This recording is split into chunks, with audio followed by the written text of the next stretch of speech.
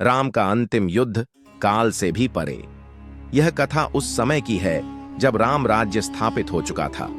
श्री राम एक आदर्श राजा, एक मर्यादा पुरुषोत्तम बनकर राज्य चला रहे थे। लेकिन समय के साथ एक दिन काल स्वयं ब्राह्मण के वेश में श्री राम के महल के द्वार पर आया। काल ने कहा, हे राम, मैं वह हूं जिसे कोई रोक नहीं सकता। मैं काल हूं, मैं तुम्हें लेने आया हूं। राम मुस्कुराए और बोले, अगर यही समय है तो चलो, लेकिन मेरी एक शर्त है, जब तक मैं किसी से विदा न ले लूं, कोई भी इस सभा में प्रवेश न करे। राम ने लक्ष्मण से कहा कि वह द्वार पर खड़ा रहे।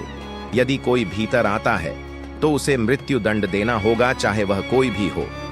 इसी बीच एक आर्षि वहां आए, दुर्वासा मुनि, अपने क्रोध के लिए प्रसिद्ध। उन्होंने प्रवेश की मांग की। लक्ष्मण धर्म संकट में पड़ गया।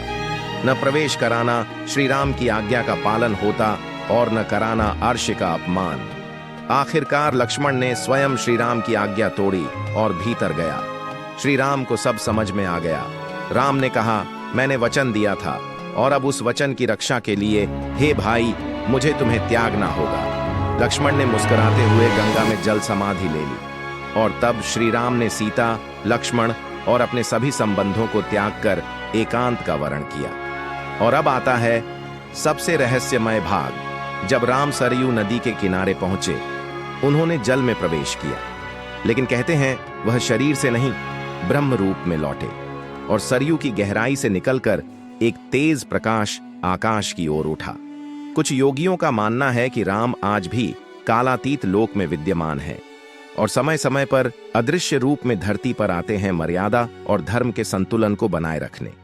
यह रामायण का वह रहस्य है जो हमें बताता है कि श्री राम न केवल एक राजा थे, बल्कि स्वयं परम तत्व का स्वरूप थे, जो इस संसार के नियमों से भी ऊपर हैं।